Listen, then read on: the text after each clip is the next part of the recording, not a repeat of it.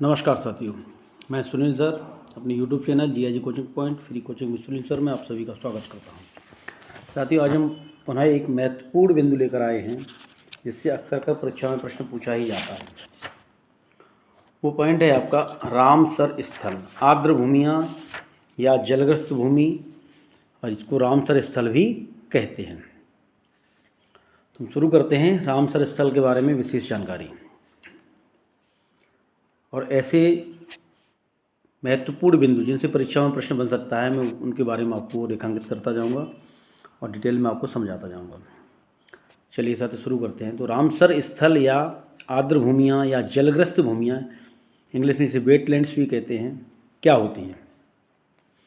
तो साथियों, ऐसी दलदली भूमि होती है जहाँ पर वर्ष भर या वर्ष के अधिकतर महीनों में जल का जमाव बना रहता है और इसकी गहराई, यहाँ पर जो जल जमाव होता है उस जल की गहराई 6 मीटर से अधिक नहीं होती है।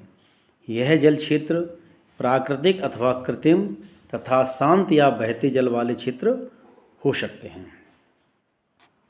अब इतने महत्वपूर्ण क्यों हैं ये, इनके बारे में बात करते हैं। तो 2 फरवरी 1971 ईस्वी में जलग्रस्त भूमि के संरक्षण के लिए ईरान का एक शहर है रामसर शहर, रामसर शहर ये नाम है, जहाँ पर ये बहुउद्देशीय एक समझौता हुआ था। और इसी समझौते के नाम पर, इस समझौते के अंतर्गत जिन भी क्षेत्रों को वेटलैंड घोषित किया जाता है उन्हें हम रामसर स्थल कहना शुरू कर देते हैं। प्रतिवर्ष, इम्पोर्टेंट प्रश्न है, प्रतिवर्ष 2 फरवरी को विश्व आर्द्र भूमि दिवस मनाया जाता है। वर्ल्ड वेटलैंड डे मनाया जाता है कब? 2 फरवरी। ये प्रश्न कई बार पूछा जाता है, ये इंपॉर्टेंट है परीक्षा के दृष्टिकोण से। और ये सम्मेलन कब हुआ था? तो 1971 में हुआ था। कहाँ पर? ईरान में। रामसर शहर, राम नाम से ऐसा न समझ लेना कि ये भारत में होगा, ये आपका ईरान में एक शहर है जहाँ पे समझौता हुआ था। वर्तमान में भारत में कुल 80 रामसर स्थल हैं। कितने साइट्स हैं? Wetland sites 80। और साथियों, ये 75 थी पुराने रिकॉर्ड में आप देखेंगे, लेकिन 1 जनवरी 2024 को 5 साइटें नई जोड़ी गई हैं। वो 5 साइटें कौन कौन सी हैं आपकी? एक है अंक समुद्र पक्षी संरक्षण रिजर्व, ये कर्नाटक में है। अगनाशिनी मोहाना है, ये भी कर्नाटक में है। आपका मगदीकेरी संरक्षण रिजर्व, ये कर्नाटक में है। और कराईबेट्टी पक्षी अभयारण्य, ये तमिलनाडु में है। लॉन्गवुड सोलर रिजर्व फॉरेस्ट, ये तमिलनाडु में है। तो लेटेस्ट ये जो न्यूज़ है आपकी, जो अपडेट है वो ये है कि भारत में वर्तमान में 80 रामसर स्थल हैं। सबसे अधिक यदि रामसर स्थल की बात की जाए तो वो हैं आपके तमिलनाडु में, जो पहले थे आपके 14, अब हो गए 16। और 3 केंद्र, जो कर्नाटक में पहले 1 स्थल था उसमें 3 और बढ़ गए तो 4 हो गए कर्नाटक में। भारत का पहला रामसर स्थल कौन सा है? ये भी प्रश्न आपको बहुत इंपॉर्टेंट है। भारत का पहला रामसर स्थल कौन सा है? तो वो आपका चिल्का झील। चिल्का झील कहाँ है? आपको उड़ीसा में। विश्व का प्रथम रामसर स्थल कौन सा था? ये भी बताना आपको। तो विश्व का प्रथम रामसर स्थल था आपका ऑस्ट्रेलिया महाद्वीप का कोबोर्ग, जो प्रायद्वीप है, वो पहला वेटलैंड घोषित किया गया था। इसमें से कई प्रश्न बन जाएंगे आपके लिए। रामसर सम्मेलन कब हुआ था? तो 2 फरवरी 1971 को हुआ था। ये रामसर कहाँ है? तो आपके ईरान में है। यहाँ पर ईरान में है। वर्ल्ड वेटलैंड डे कब मनाया जाता है? 2 फरवरी को मनाया जाता है। भारत में वर्तमान में कितने रामसर स्थल हैं? तो आपको बताना 80 हैं। भारत का पहला रामसर स्थल कौन सा है? तो चिल्का झील है। विश्व का प्रथम रामसर स्थल कौन सा है? तो है ऑस्ट्रेलिया का कोबोर्ग प्रायद्वीप। इतने सारे प्रश्न से बने। चलते हैं अगली स्लाइड की तरफ। भारत में अधिकतर जलग्रस्त भूमियाँ प्रत्यक्ष या अप्रत्यक्ष रूप से कहाँ हैं? ये गंगा, ब्रह्मपुत्र, नर्मदा, कावेरी, ताप्ती, गोदावरी, जो भारत की प्रमुख नदियाँ हैं, उनसे जुड़े हुए क्षेत्र हैं। और आर्द्र भूमियों की विशेषता क्या होती है? क्यों उनका संरक्षण हमें करना पड़ रहा है? इनके लिए अंतर्राष्ट्रीय बहुउद्देशीय समझौते हो रहे हैं, क्यों हो रहे हैं? प्रतिवर्ष वेटलैंड डे मनाया जाता है। तो इसका मतलब कुछ तो विशेषता है इसके लिए मनाया जाता है। तो वो विशेषता क्या है, जिसके बारे में बात करते हैं। यह यहाँ पर जो जीव जंतु होते हैं, कीट पौधे हैं, जंतु हैं, यहाँ के कीट हैं, पौधों की अनेक दुर्लभ प्रजातियाँ, और पत्ती, जो पत्तीनुमा घास वगैरह, वो भी दुर्लभ प्रजातियों का निवास स्थान होता है। कौन? वेटलैंड। जलग्रस्त भूमि या जो आर्द्रभूमियाँ हैं, जिनको इंग्लिश में वेटलैंड कहते हैं, वो इनके लिए बहुत ही महत्वपूर्ण होती हैं। और यहाँ पर क्या होता है, यह पोषक तत्वों का पुनर्निर्माण करते हैं, जहरीले तत्वों को निष्क्रिय करती हैं। ये भूमियाँ जो दलदली भूमियाँ होती हैं, ये पोषक तत्वों का पुनर्निर्माण करती हैं, जहरीले तत्वों को निष्क्रिय करती हैं, और पारिस्थितिक व्यवस्था में से कोई परिवर्तन भी नहीं होता है। इसलिए इसको क्या कहा जाता है, प्रकृति का गुर्दा। जैसा हमारे बॉडी में हमारी किडनी होती है ना, तो किडनी क्या करती है, हमारे ब्लड में या शरीर में जो भी जहरीले तत्व हैं उनको छान कर और आपके यूरिन के रूप में शरीर से बाहर निकालती है। इसी तरह ये जो वेटलैंड्स होते हैं, ये क्या करते हैं, ये प्रकृति में जो भी हानिकारक जो जहरीले तत्व हैं उनको निष्क्रिय करते हैं और पोषक तत्वों का पुनर्निर्माण करते हैं। इसलिए ये बहुत ही महत्वपूर्ण हो जाते हैं और इनको प्रकृति का गुर्दा कहा जाता है या किडनी ऑफ नेचर भी कहा जाता है। यह अवसादों को रोककर, ये वेटलैंड ऐसे होते हैं जो नदी के किनारे होते हैं, तो अवसाद को रोक लेते हैं और नदियों में गाद को जमा होने से जमाव को रोकने का कार्य करते हैं। नदियों के गाद के जमाव को रोकने का काम करते हैं वेटलैंड्स। और क्या करती हैं, ये बाढ़ के प्रभाव को कम करती हैं और मिट्टी के कटाव को भी रोकती हैं। अब बात करते हैं कि भारत में कौन कौन से रामसर स्थल हैं, किस राज्य में कौन से रामसर स्थल हैं, इसके बारे में बातचीत करते हैं। चलते हैं अगली स्लाइड की तरफ। सबसे पहले बात करते हैं हम आंध्र प्रदेश की। जो हमारा आंध्र प्रदेश राज्य है, आंध्र प्रदेश राज्य में कौन सा वेटलैंड है साथियों, वो है आपका कोल्लेरू झील। आंध्र प्रदेश में केवल एक ही वेटलैंड है, याद रखना आपको, कौन सा है वो, कोल्लेरू झील। असम की बात करें तो असम में भी एक ही वेटलैंड है, इसको कहते हैं दीपोर झील। क्या कहते हैं, दीपोर झील। अब यदि हम आगे बात करें तो आपका आता है हिमाचल प्रदेश। क्या आता है, हिमाचल प्रदेश। और हिमाचल प्रदेश में कितने वेटलैंड हैं साथियों, तो उनकी संख्या है 3। हिमाचल प्रदेश में वेटलैंड की संख्या है आपकी 3। कौन कौन से हैं, नंबर 1 आपका पौंग डैम झील, दूसरा है रेणुका आर्द्रभूमि। क्या है, रेणुका आर्द्रभूमि। और ये साथियों जो रेणुका आर्द्रभूमि है ये आपका सबसे छोटा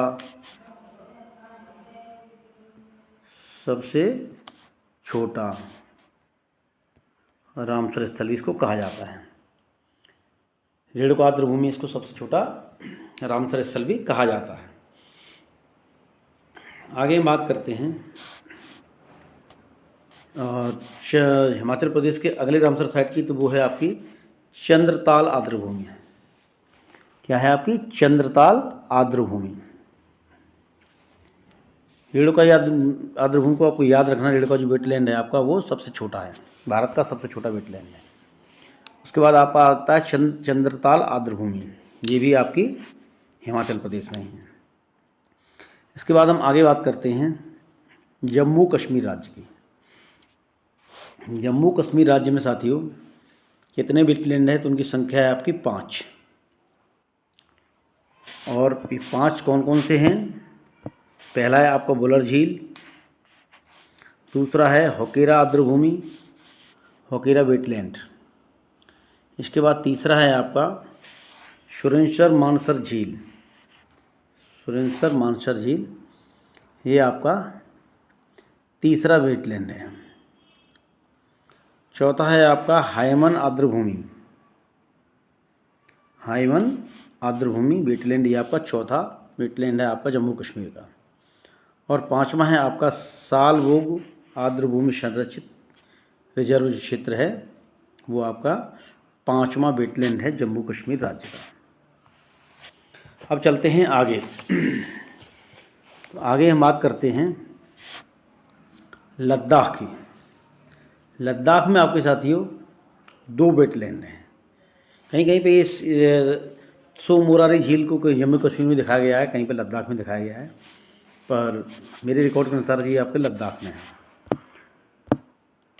ये सो मोरारी झील है, इस पर थोड़ा सा वो है कि जम्मू कश्मीर और लद्दाख के बीच में है ये, तो कभी लद्दाख में इसको जोड़ा जाता है, कभी जम्मू कश्मीर जोड़ देते हैं। तो लद्दाख में इस तरह से हम देखेंगे तो दो आपके जो वेटलैंड हैं वो हैं, इनकी संख्या है 2।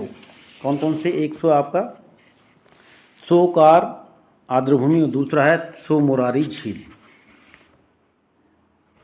अब चलते हैं केरल राज्य की तरफ। तो केरल में साथियों इनकी संख्या है आपकी 3। कौन कौन सी 3 बार जो आपको वेटलैंड है? एक है अष्टमुदी आर्द्रभूमि, दूसरी है सष्टम कोटा आर्द्रभूमि झील और तीसरी है बेम्बेनाड कोल आर्द्रभूमि। चलते हैं अगले राज्य की तरफ। अगला राज्य है आपका मध्य प्रदेश। मध्य प्रदेश में साथियों 4 वेटलैंड हैं। एक है आपकी भोज आर्द्रभूमि, भोज वेटलैंड जिसको कहते हैं, वो मध्य प्रदेश में ही है। और इसके बाद यदि आगे बात करें तो आगे है आपकी शाख्या सागर, शाख्या सागर। और इसके बाद आगे चलें तो वो है आपका सिरपुर वेटलैंड और चौथा है आपका यशवंत सागर वेटलैंड। मणिपुर में आप जानते हैं लोकटक झील बहुत प्रसिद्ध है। तो ये लोकटक झील है जो मणिपुर का वेटलैंड है। उड़ीसा की बात करें तो उड़ीसा में चिल्का झील है। और चिल्का झील क्या है? ये भारत का पहला वेटलैंड है, भारत का पहला वेटलैंड है, ये आपको याद रखना है। कौन? चिल्का झील। दूसरा है आपका भितरकनिका मैंग्रोव और तीसरा है आपका सतकोसिया गार्च। चौथा है टम्पारा झील। पांचवा है अनशुपा झील और छठवीं है हीराकुंड रिजर्व। ये कहाँ है आपके? उड़ीसा राज्य में स्थित है। चलते हैं अगले स्लाइड की तरफ और अगले राज्य की बात करते हैं। तो हम बात करते हैं पंजाब की। पंजाब राज्य में कितने आपके आर्द्रभूमियाँ हैं, वेटलैंड रिजर्व हैं, उनके बारे में बात करते हैं। साथ ही इनकी संख्या है पंजाब में 6। पंजाब में इनकी संख्या है 6 और कौन कौन से हैं वो, उनके बारे में बात करते हैं। सबसे पहले हरके झील है, हरके झील। और ये आपके 4100 वर्ग जो है हेक्टेयर क्षेत्र में फैली हुई है। दूसरी आपकी आती है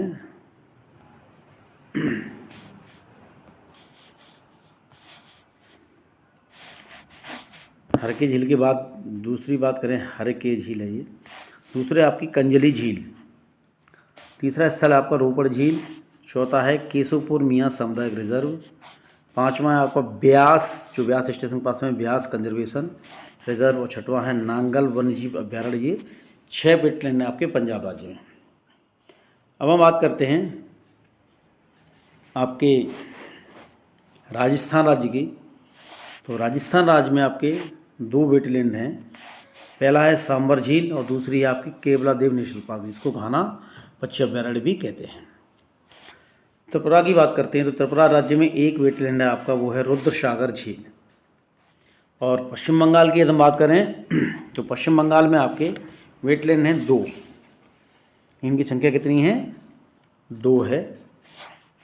और पहला है आपका पूर्वी कोलकाता आर्द्रभूमि और दूसरा है सुंदरबन आर्द्रभूमि। तो साथी जो सुंदरबन रिजर्व है इसको 2000 में, फरवरी 2000 में इसको जो है 2020 में, फरवरी 2020 में रामसर स्थल साइट में जोड़ा गया था। और ये भारत का सबसे बड़ा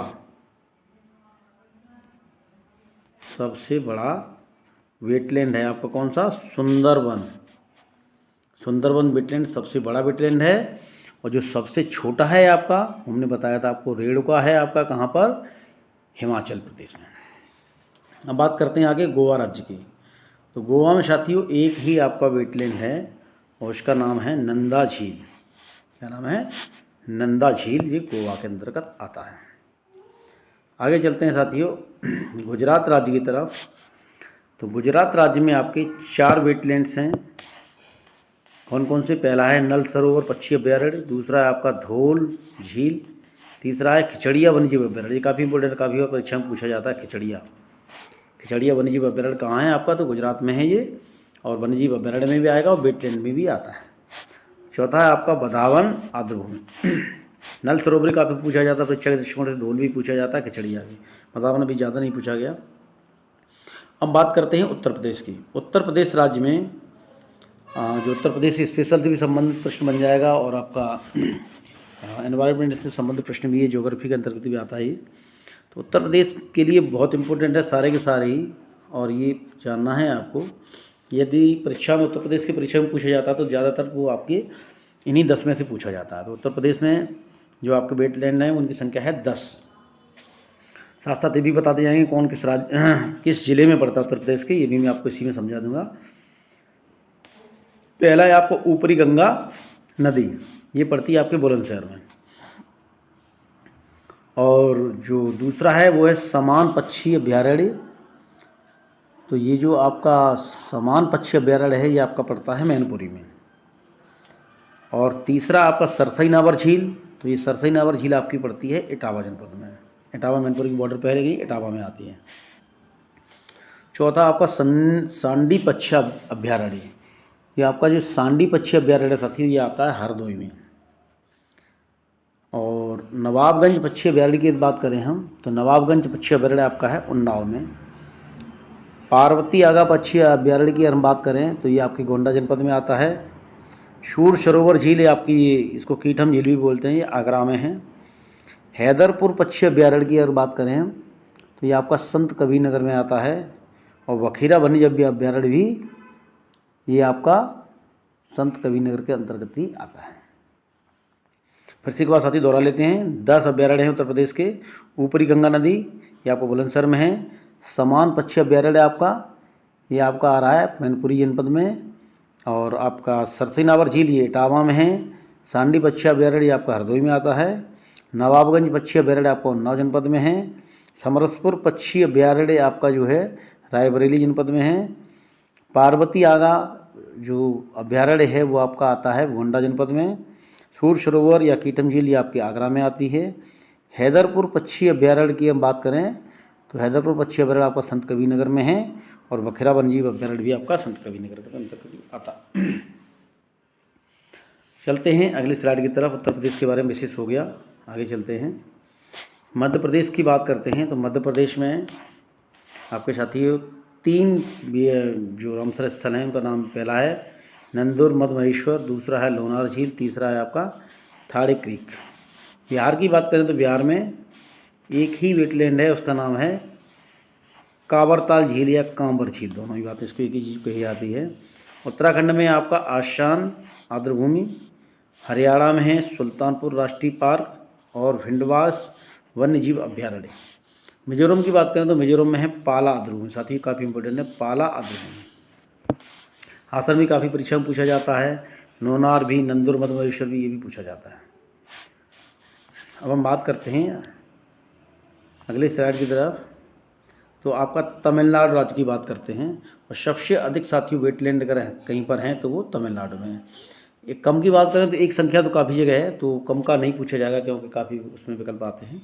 लेकिन ये जरूर पूछा जाएगा कि किस राज्य में सबसे अधिक रामसर स्थल हैं या वेटलैंड्स हैं।